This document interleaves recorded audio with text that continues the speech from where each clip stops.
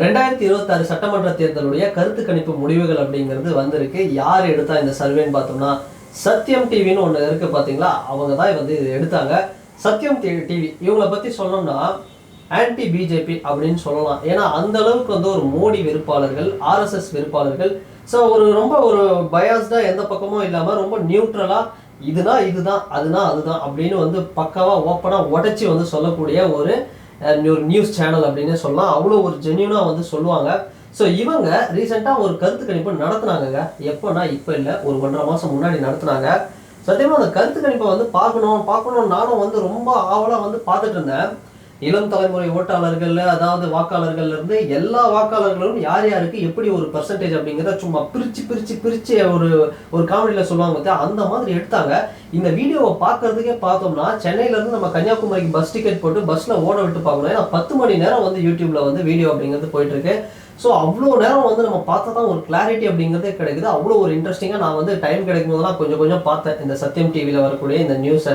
So முக்கியமான ஒரு சில விஷயங்கள் இந்த வீடியோ நம்ம பார்க்க போகிறோம். எப்படி தான் வந்து சத்யம் ஏஜென்சி அப்படிங்கிறவங்க வந்து இந்த கருத்து கணிப்பை எடுத்தாங்க, எப்படி வந்திருக்கு, யாருக்கு வாய்ப்புகள் அதிகம் அப்படின்னா ரொம்ப ஸ்ட்ரைட் ஃபார்வர்டாக ஃப்ராங்காக இதுதாங்க அப்படிங்கிற மாதிரி சொல்லியிருக்காங்க.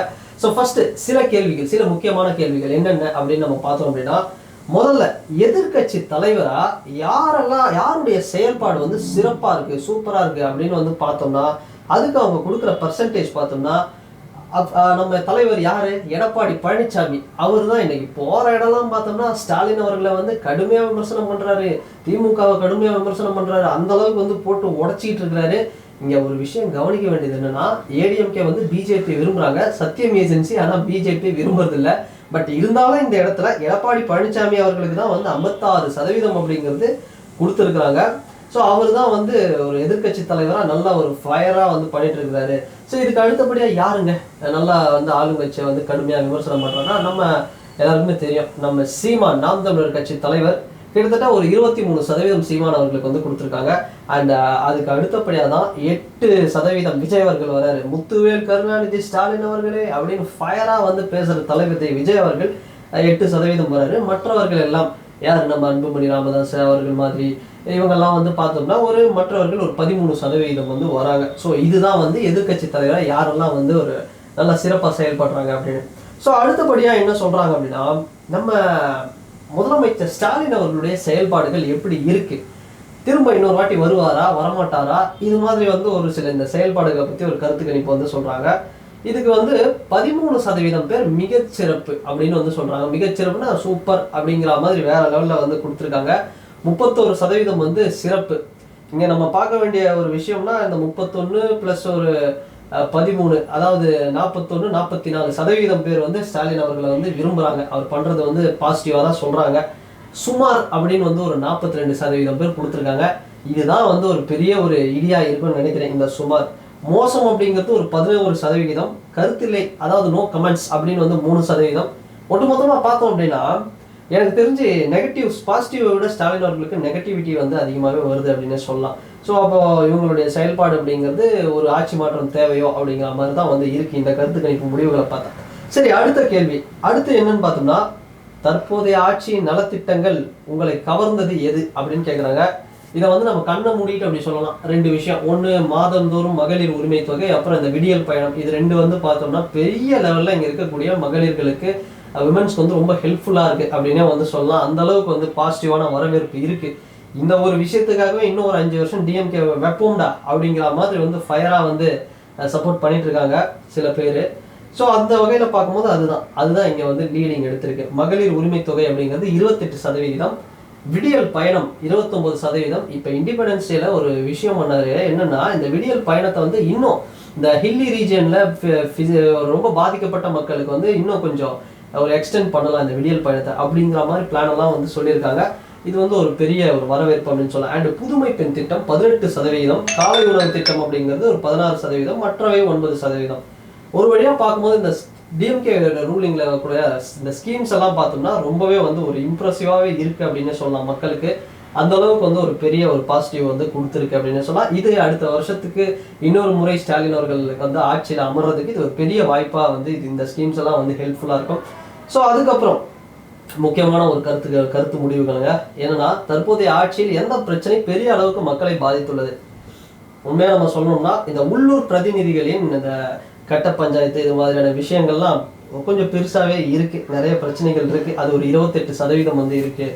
அண்ட் சட்ட ஒழுங்கு 23% நிறைய பார்க்குறோம். இப்போ இந்த லாக்அப் டெட்ஸ் நிறைய விஷயங்கள், திருட்டு சம்பவம், கிரைம் எல்லாம் இதெல்லாமே அதிகமாக இருக்குது. போதை கலாச்சாரம் என்னன்னு தெரியல, ரொம்ப அதிகமாக இருக்குது. இப்போ ரீசெண்ட் டேஸில் அது ஒரு 18% வருது. அந்த விலைவாசி பிரச்சனை அப்படிங்கிறது 11%, மற்ற பிரச்சனைகள்லாம் ஒரு 20%. ஸோ இந்த பிரச்சனைகள்லாம் வந்து பார்த்தோம்னா ஒரு எவர்கிரீன் கான்செப்ட் தான். பட் காலம் ஆக ஆக வந்து இதெல்லாம் அதிகமாகிட்டே இருக்குது. ஸோ இது வந்து அடுத்த ஆட்சியிலையும் வந்து இது வந்து எப்படி வரும் அப்படிங்கிறத வந்து நம்ம வெயிட் பண்ணி பார்க்கணும். பட் இது வந்து ஒரு பெரிய திமுகவுக்கு ஒரு சரிவை ஏற்படுத்துங்க இந்த பிரச்சனைகள்லாம். ஸோ அடுத்து தேர்தலில் கூட்டணி எதுவும் இல்லாமல் கட்சிகள் தனித்தனியாக போட்டியிட்டால் யாருக்கு உங்கள் வாக்கு அப்படின்னு ஒரு கருத்தை எடுத்திருக்காங்க.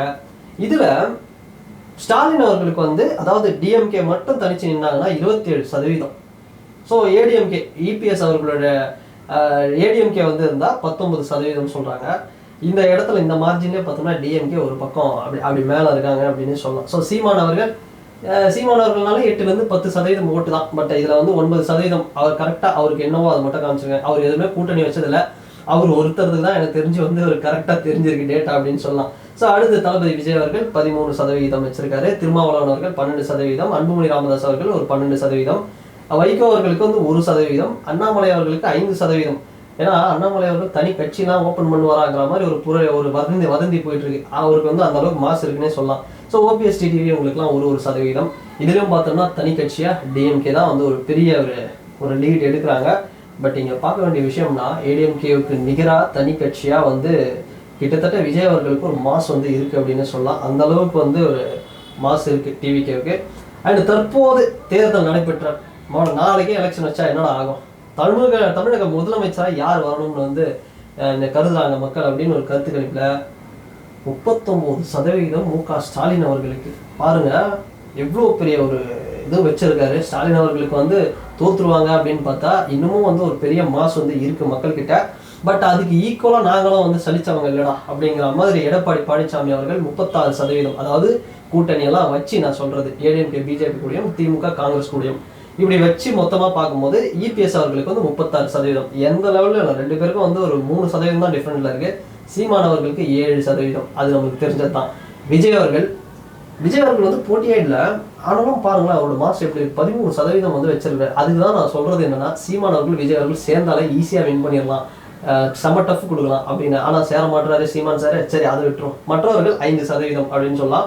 ஸோ அப்போ மு.க. ஸ்டாலின், எடப்பாடி பழனிசாமி ரெண்டு பேருக்குமே வந்து பார்த்தோம்னா மெஜாரிட்டி கிடைக்க போறதில்லை இந்த எலெக்ஷன்ல. ஸோ நெக்ஸ்ட், அதாவது தற்போது தேர்தல் எந்த அதாவது என்ன சொல்றாங்க அப்படின்னா, அல்லது எந்த கூட்டணி தேர்தல் நடைபெற்றால் எந்தெந்த கூட்டணி ஆட்சிக்கு வர வேண்டும். இப்போ பார்த்தோம்னா திமுக வந்து ஒரு 39%. இதுல வந்து சொல்றாங்க என்னன்னா அதிமுக வந்து ஒரு 35%, நாம் தமிழர் 6%. அதாவது கூட்டணியோட சேர்த்து ஒட்டு மொத்தமா அந்த தொகுதிகளை வந்து கைப்பற்றது நான் சொல்றது. தாவேகா 14%, இழுபறி அப்படிங்கிறது ஒரு 14% அப்படின்னு வந்து சொல்றாங்க. ஸோ ஒட்டு மொத்தமா பார்த்தோம்னா இந்த எலெக்ஷன்ல ஒன்று மட்டும் நடக்க போதுங்க. திமுக மொத்தமா ஒரு 109 சீட் வின் பண்ண போறாங்க. ஸோ 109 சீட் வின் பண்ணுவாங்க அப்படிங்கிற ஒரு கருத்து கணிப்பு வந்து வருது. அதிமுக பார்த்தோம்னா ஒரு 80 இல்லை ஒரு 70 இந்த லெவலில் தான் வின் பண்ணுவாங்க. மற்றவையெல்லாம் பார்த்தோம் அப்படின்னா நாம் தமிழருக்கும் வந்து சிங்கிளாக வந்து பெருசாக வின் பண்ண மாட்டாங்க அப்படிங்கிற மாதிரி 0வில் தான் இருக்குது. டிவிகேவுக்கும் வந்து பார்த்தோம்னா ஒரு 0 மாதிரி தான் வந்து கொடுத்துருக்காங்க. மற்றவைகள்லாம் பார்த்தோம்னா அப்படியே 1 2 அந்த மாதிரி ஏதோ ஒன்று வரும். ஸோ அதுவும் 0 தான் கிட்டத்தட்ட பார்த்துக்கோங்களேன். அப்போது ஒரு விஷயம் மட்டும், மற்றவை மொத்தமாக சேர்த்து ஒரு 34 இந்த மாதிரி வரும். ஆனால் ஒரு விஷயம் நல்லா கவனிங்க, இங்கே யார் வந்து ரூல் பண்ண போகிறா, அதாவது இழுப்பறி நான் சொல்கிறது இழுப்பறி வந்து ஒரு 39 தொகுதியில் இருக்க போகுதான். மற்றவையில் வந்து 34 அந்த ரேஞ்செலாம் வந்து வராது. அதுவும் இழுப்பறியில் தான், பட் அதுவும் 0. பட் இழுப்பறி மட்டுமே 34லேருந்து 35 39 கிட்டத்தட்ட ஒரு 40 தொகுதி வரைக்கும் வரப்போகுதுங்க. பட் இந்த விஷயத்தில் நம்ம இடத்த ஒன்றே ஒன்று கவனிக்கணும்.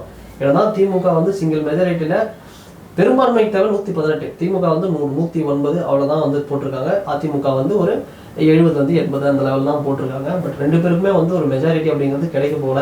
இந்த இடத்துல கேம் சேஞ்சராக விஜய் அவர்கள் வந்து சரியான ஒரு பிளே வந்து பண்ண போறாரு. அவர் தான் கேம் சேஞ்சராக இருக்க போறாரு. அவர் தான் வந்து ஆட்சியை வந்து தீர்மானிக்க போறாரு அப்படின்னே வந்து சொல்லலாம். அதுக்கு தான் படித்து திரும்ப திரும்ப ஒரு விஷயம் சொல்கிறோம். டிவிகேவும் என்டிகேவும் ஜாயின் பண்ணாங்க அப்படின்னா ஏடிஎம்கே டிஎம்கே 2 பேருமே வர்றது டவுட் அப்படின்னு. பட் எங்கே சீமான் அவர்கள் அவர் நான் தலை கீழாகத்தான் சம்மர் அடிப்பேன் அப்படிங்கிற மாதிரி வடம் பிடிக்கிறாரு தலைவர், நல்ல தலைவர். ஏன் அப்படி பண்ணுறாரு அப்படிங்கிறது தான் ரொம்ப கஷ்டமாக இருக்குது. ஸோ வெயிட் பண்ணி பார்க்கலாம். இது வரைக்கும் கடந்த ஒரு 30 வருஷத்தில் பார்க்காத ஒரு அரசியல் இந்த தமிழக சட்டமன்ற தேர்தல் அப்படிங்கிறது. ஸோ இன்னும் ஒரு 7 மாதம் தான் இருக்குது. ஸோ வெயிட் பண்ணி பார்க்கலாம். இழுப்பறி லாஸ்ட் டைமில் விஜய் அவர்கள் தான் தீர்மானிக்கிற மாதிரி வரப்போகுது. பட் இந்த கருத்து கணிப்பில் விஜய் அவர்களுக்கு பெருசாக எதுவும் சொல்ல. பட் ஆனால் ஒன்றுமே எலெக்ஷன் ஃபேஸ் பண்ணாமலே விஜய் அவர்களுக்கு ஒரு மிகப்பெரிய பர்சன்டேஜ் வச்சிருக்காங்க. அது ஒன்று இருக்குது. பட் இதெல்லாம் தாண்டி ஒரு விஷயம் நம்ம பார்த்தோம்னா டிவிகேவுடைய பிளே அப்படிங்கிறது, ரோல் அப்படிங்கிறது பெரிய லெவலில் பண்ண போகிறாங்க. பட் மீண்டும் ஸ்டாலின் வருவாரா, இல்லை க்ளோஸ் எட்ஜில் எடப்பாடி ஓவர்டேக் பண்ணுவாரா, இல்லை இவங்க 2 பேருக்கும் ஒரு பெரிய டிமாண்ட் வச்சு நான் சொல்கிறது தான் நான் தீர்மானிக்கிறது தான் அப்படின்னு விஜய் அவர்கள் பெரிய இது பண்ணுவாரா, இதெல்லாம் நம்ம வெயிட் பண்ணி பார்த்தா தான் தெரியும். பட் ரொம்ப இன்ட்ரெஸ்டிங்கான ஒரு கருத்து கணிப்பு முடிவுகளாக இருந்தது. ஸோ இவங்க சத்தியம் டிவி இவங்க கொடுத்த கருத்து கணிப்புகள் இது மாதிரி நிறைய ஏஜென்சி பண்ணிட்டு இருக்காங்க. ஸோ அதையும் நம்ம சேனலில் 1 by 1 பார்ப்போம். அண்ட் இந்த வீடியோ பற்றினா உங்களுடைய கருத்துக்கள் ஃபைனலாக ஒரே ஒரு கேள்வி கேட்குறேன். இபிஎஸ், ஸ்டாலின் அவர்கள், அப்புறம் சீமான் அவர்கள், டிவிகே, இந்த 4 பேர் தான் சிஎம் கேண்டிடேட்டில் ஒரு 4 முனை போட்டி அப்படிங்கிறது இருக்க போகுது. இதில் யார் சிஎம்மா வேணா அண்ணாமலை அவர்களை கூட ஆட் பண்ணிப்போம். இந்த 5 பேரில் யார் சீஃப் மினிஸ்டர் தமிழ்நாட்டுக்கு வருவாங்க 2026 சட்டமன்ற தேர்தலில் யார் வந்தால் நல்லா இருக்கும் அப்படிங்கிற உங்களுடைய கருத்துக்களை மறக்காமல் கமெண்ட் செக்ஷனில் பதிவிடுங்க. அண்ட் வேற ஒரு வீடியோவில் வேற ஒரு கான்டென்ட்டை நான் உங்களை பார்க்குறேன். பாய்.